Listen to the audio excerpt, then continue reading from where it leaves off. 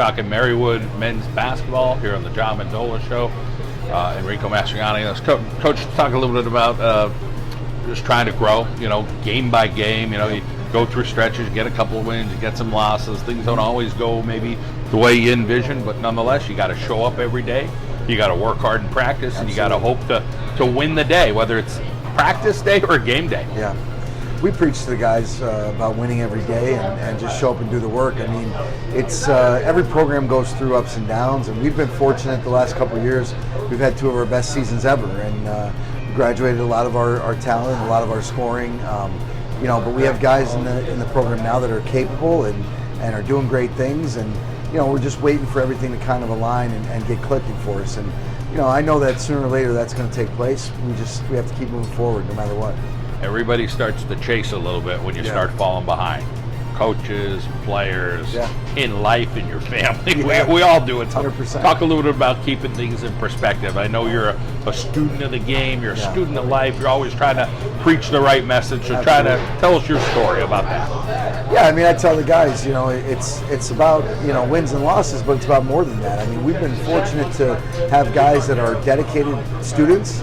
We're Division III model, student athlete, and our guys in the fall had a 3.47 GPA as a team. I mean, that's the highest GPA we've ever had here at Marywood for our men's basketball program, and I'm real proud of that. They're proud of it, but we understand that the wins are going to come if you keep doing things the right way. And we do community service stuff. We do reading at the daycare center on campus for Shoney Daycare Center. We have our guys go over, once, twice, 3 times a week. We read to the kids.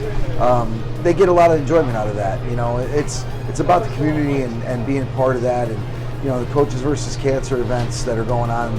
We're taking part in that and doing our part as much as we can to be there for the community, to chip in and do our part. So the wins are going to come. We're going to do things the right way. We're recruiting. We're bringing in good talent. We've got some commitments already for next year.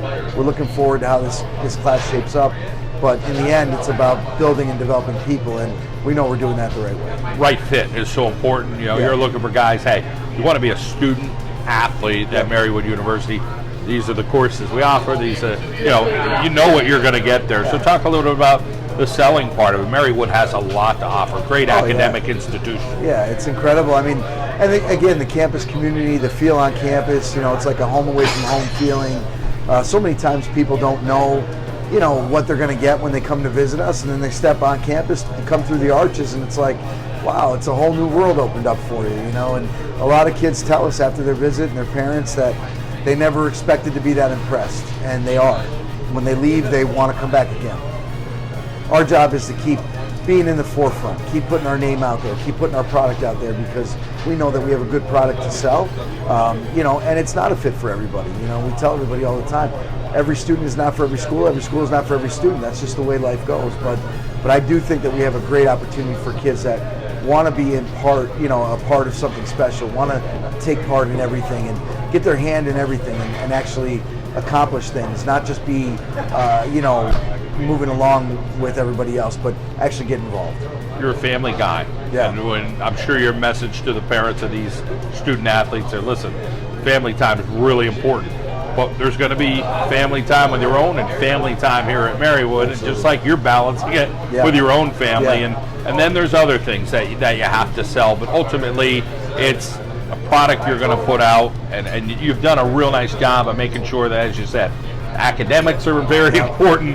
Basketball, sure, it's important, but being part of the community is so important. Yeah, well, we preach family to our guys, and we break the huddle family. I mean, I know a lot of people say it, and it doesn't have a lot of meaning behind it, but these guys are my extended family, and my kids are growing up with them as their older brothers, and we have the guys over the house at least 2-3 times a year. We get together during camp week. The guys are staying on campus. We bring them up to the house, we get together, we have a barbecue, we spend time together, and I want them to see that family environment, that family atmosphere, because to me it's important that we model a behavior for them. They all come from great families, great backgrounds, but some of them might do it differently, so why not show them how we do it here? And I'm Italian, and we're all about family, and that family gets together around a meal, so why not us? And it's fun. My kids, like I said, they look to these guys as older brothers, and they spend a lot of time with them, and I want them to see that,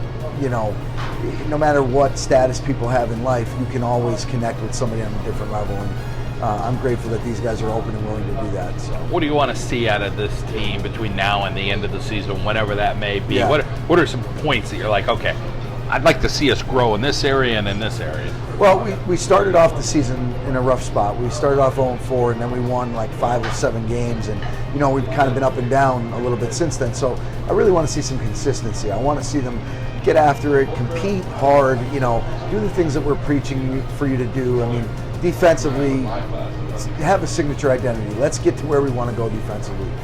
So many times in games, as coaches, we're kind of like reaching for a hope and a prayer to try to figure out, is it zone, is it man, what's it going to be? But I just want the guys to just compete. And if they do that consistently, we're going to win those games that we need to down the stretch to make that playoff push. It's 2 years in a row we've been to the playoffs. These guys don't want to be shut out from that. We have guys on our team right now, juniors, that don't know anything other than playoffs. And so, to me, that's important that we reach that goal again and get them to the point where they can compete at the end. These relationships you hope to carry on for a long time. Oh, yeah. Players, your young assistant coaches. Yeah. Talk about, you're always leaving an impression, what you try to do to leave that impression on some of those younger people. Yeah. You got to try to model behavior. You mentioned it, the young assistant coaches, and it keeps me young, but at the same time lets me know how old I am. I try to have them keep me hip with some of the current events going on and terminology and slang that the kids use, so I don't miss anything. But definitely, modeling that behavior, getting them to understand that it's okay to mess up. It's okay to feel strongly about something and then find out that you were wrong about it. That's okay. But be humble, be a sponge, learn from it, grow from it. We always talk to the guys about, it doesn't matter if we win or lose in games, it doesn't matter, like you said earlier, win every day, win the day. In the end, those little victories will amount to something big. Everything is in the details, John. We preach that like crazy. Maybe to a point where I'm a little bit of a fanatic about details. I think they get tired of hearing about it, but to me, I understand how I got to where I am. I understand what it takes to be successful, and I also understand what it takes to fail. You have to fail a little bit to learn how to succeed. So I really want our guys to appreciate those successes, and when we win, we celebrate, because it's hard to win a game. And when you do win them, you got to enjoy that. But when we lose, we got to learn from it. And it's okay to be, upset about something, but that bounce back attitude, that positive attitude, that we know we can fight through whatever adversity comes our way. To me, that's very important that they learn that. Some of us elders, might feel a little bit more of the pain of some of the losses and internalize it a little bit more, and maybe some of the younger generation. But hey, we don't always. Sometimes we're judging that, but it takes a toll. And again, what do you try to do to just try to make it? Hey, we're going after it again. We've got to do this. Whether it's a sleep this night, a lot of video sessions, long talks with those assistant coaches. Yeah.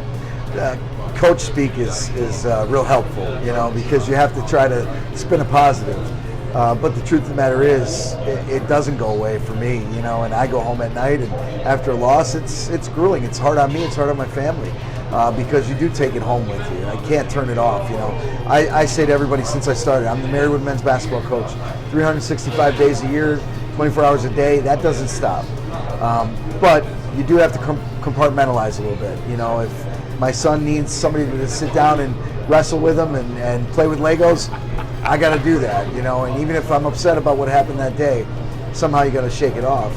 The kids, younger generation, as you mentioned, maybe can do that a little bit easier. For me, it kind of dwells a little bit. So what I try to do is, like I said, invest time with my kids.